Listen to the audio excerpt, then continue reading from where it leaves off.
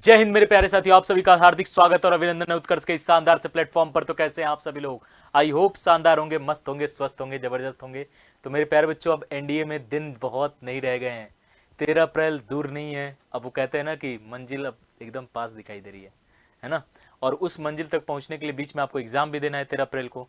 तो भैया, अगर आपका सपना लेफ्टिनेंट बनने का है तो अगले 60 दिन में कैसी दिनचर्या आपकी होनी चाहिए, डेली रूटीन क्या होना चाहिए, किस प्रकार से आपको जो है अपना टारगेट सेट करना है, क्या अभी भी पॉसिबल है क्या 400+ स्कोर करने, या अभी भी प्लस है, अभी भी पॉसिबल है क्या मेरिट लिस्ट में आना? बिल्कुल पॉसिबल है, क्योंकि एनडीए का एग्जाम अगर बात करें ना तो बड़ा मतलब अगर कहें तो बड़ा अच्छे वे में एकदम मैथ्स भी आती है, साइंस भी आती है, इंग्लिश भी आती है, जीएस भी आती है। तो इन सब को एक अगर तरीके से पढ़े, स्ट्रेटजी से, कारण यही है स्कोर कम जाने का। 900 नंबर आपकी 900 मार्क्स जो है रिटर्न की एग्जाम होती है, उसमें 360 भी मेरिट नहीं जा रही है, 360 या उससे कम ही मेरिट रहती है।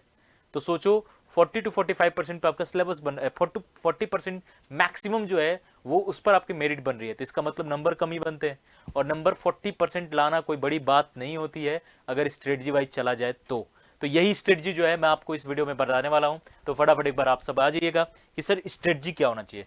तो देखो, एक परफेक्ट प्लान आपका होना चाहिए, और इसी परफेक्ट प्लान पर अगर चलोगे, है ना, मेहनत करोगे, सबका प्लान थोड़ा सा इसमें थोड़ा बहुत वेरी कर सकते हो, लेकिन अगर इस पर चलोगे तो पक्का है कि सिलेक्शन आपके पास आएगा, है ना। सबसे पहले सर क्या करें? सबसे पहले देखो, जब भी आपको मंजिल प्राप्त करना होता है ना बच्चे, तो छोटे छोटे स्टेप लेने होते हैं, और उस छोटे छोटे बदलाव से जो है ना आप अपने मंजिल तक पहुंचते हो। ये नहीं कि आप एक ही बार सोचोगे कि ड्रास्टिकली कोई चेंज कर दो, कोई बड़ा चेंज करो, वो पॉसिबल नहीं होता है। ठीक है, तो उसके लिए सबसे पहले आपके घर में एक कैलेंडर आपके स्टडी टेबल के पास होना चाहिए, जिसमें आपको पता चले कि दिन कितने बचे हैं।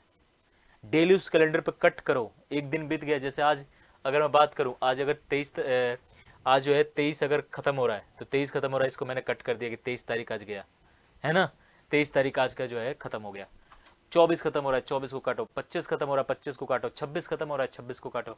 इससे आपको पता चलेगा कि आप अपने एग्जाम से कितने करीब जा रहे हो। इससे एक मोटिव मिलता है कि हाँ, थोड़ी सी एक मन में जो थोड़ी सी लेजीनेस रहती है वो थोड़ी जो है आपकी यहाँ पर खत्म होगी।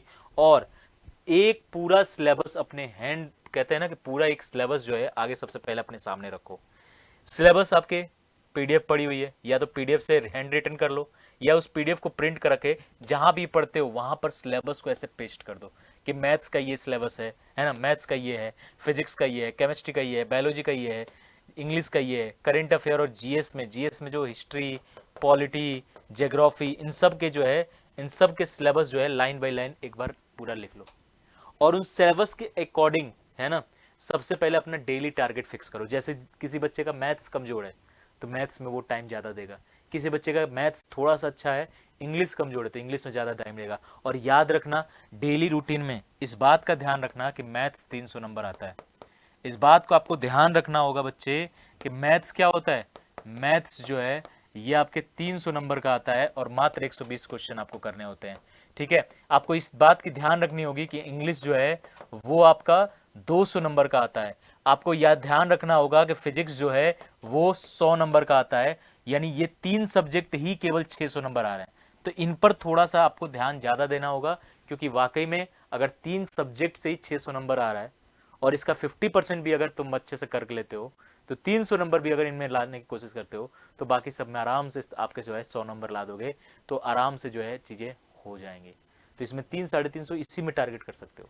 प्लस इसमें ऐसा नहीं कि बाकी को छोड़ना छोड़ना किसी को नहीं है, पढ़ना सबको है, लेकिन इन पर थोड़ा सा अपने स्टडी रूटीन में, डेली टारगेट में, इन पर थोड़ा ज़्यादा आपको जो है फोकस करने की जरूरत होगी।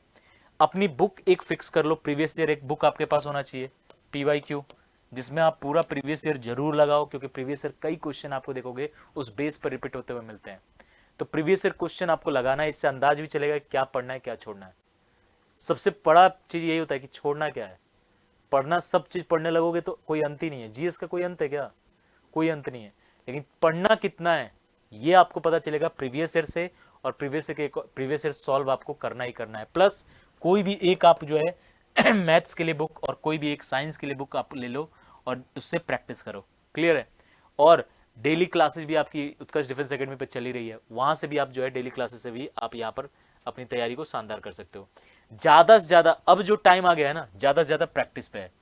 क्योंकि जाहिर सी बात है जितना ज्यादा क्वेश्चंस करोगे स्पीड भी एक अच्छी होगी और प्लस उतना ज्यादा कॉन्सेप्ट भी क्लियर होगा। तो प्रैक्टिस पर भी जो है पूरा जो है आपको ध्यान देना है। तो इन बातों पर जो है पूरा जो है फोकस रखना है। स्टडी का सोर्स एक ही रखना है, ये नहीं कि यहां से भी पढ़ लें, यहां से भी पढ़ लें, वहां से भी पढ़ लें, वहां से भी पढ़ लें। एक सोर्स ऑफ स्टडी रखो और पूरा सिलेबस फॉलो करो। एक टीचर पकड़ो, वो टीचर पूरा शुरू से लास्ट तक जो पढ़ा रहा है वो पूरा लास्ट तक पढ़िए, पूरे मजे से एकदम पढ़िए और एकदम टारगेट जो एकदम टारगेट ओरिएंटेड जो पढ़ा रहा है उस पर जो है पूरी फोकस करिए। तो ये आपको जो है इस बात को पूरा ध्यान रखना है। बैकलॉग रेगुलर क्लासेस पर ज्यादा फोकस करना है, बैकलॉग को क्लियर करना है और प्रीवियस ईयर और एनसीईआरटी पर ज्यादा याद रखना है। यही रियल की है आपके एनडीए में सक्सेस के। तो ये आपका जो है पूरा कह सकते हो आपका पूरा का पूरा जो है स्ट्रेटजी है। अब टाइम वेस्ट करने की एकदम जरूरत नहीं है। सर उत्कर्ष कुछ करा रहा है क्या?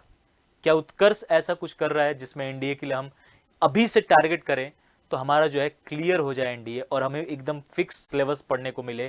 टारगेट हमारी जो है ना हर एक चीज के टारगेट टॉपिक्स हमें जो है पढ़ने को मिले जो एग्जाम ओरिएंटेड टॉपिक्स हो, तो बिल्कुल हाँ, उत्कर्ष डिफेंस एकेडमी आपके लिए बहुत शानदार तरीके से अगर मैं बात करूं तो अभी एक तो उत्कर्ष तिरंगा महोत्सव भी चल रहा है 23 तारीख से, यानी बात करें तो 23 जनवरी से 28 जनवरी तक जो है ये तिरंगा महोत्सव चल रहा है, जिसमें 90% डिस्काउंट भी मिलेगा आपको, 3 मंथ की कोर्स की एक्स्ट्रा वैलिडिटी भी मिलेगी और 10 मंथ अगर वैलिडिटी बढ़ाओगे तो उस पर भी मिल जाएगा।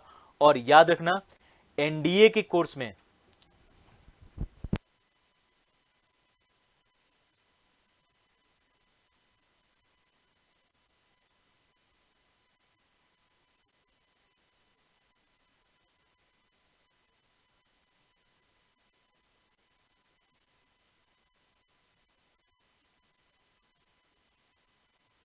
अगर मैं एनडीए के लिए बात करूं प्यारे बच्चों तो अभिमन्यु बैच याद रखिएगा।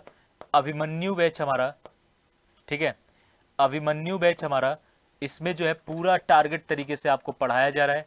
और अभी क्या है, अभी तिरंगा महोत्सव के ऑफर में आपको जो है इसको मात्र 800 रुपीज में आप जो है इस बैच के साथ जुड़ सकते हो। तो आपके लिए उत्कर्ष ऐप पर जाना है और इस शानदार से बैच के साथ जो है आपको जुड़ना है, ठीक है, बहुत शानदार तरीके से। इसके अलावा सर टेस्ट सीरीज से अगर जुड़ना है, हमें प्रैक्टिस करना है, तो हमारे उत्कर्ष ऐप पर भी टेस्ट सीरीज पर भी जो है 28 जनवरी तक ऑफर तिरंगा महोत्सव का रहने वाला है।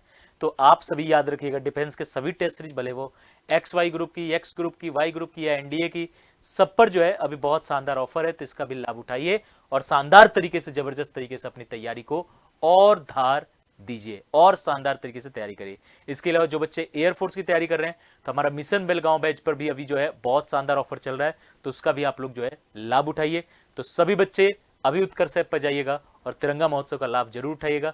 और साथ में कौन कौन इस बार एनडीए में पूरा सफल होने वाला है कमेंट करके जरूर बताइएगा कि हाँ सर इस बार हम स्ट्रेटजी पूरा एकदम तगड़ा कर रहे हैं और इस बार जो है हम सफल जरूर होंगे। तो आज की सेशन को यहीं तक रखते हैं। जय हिंद, जय भारत।